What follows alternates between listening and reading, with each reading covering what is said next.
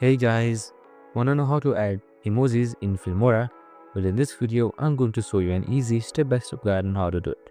It's super simple, so let's get right into it. Now first off, open up your Filmora. And once you're there, on the left side, you can see various settings right here. Now here, you can see stickers as well. Simply click on it. Now, once you've done that, you will be provided with various stickers. So, for emojis, just simply select the search bar and then type in emojis. Press enter, and after a while, your emojis will be loaded right here. Now you can just simply drag and drop it to your timeline. It'll take a while to download, but there you have it. Now your emojis have been successfully added into the timeline.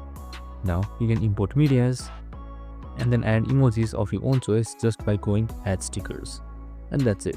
I hope this video helped. If it did, make sure to like, subscribe and tune in with us for more of these videos. See you in the next one.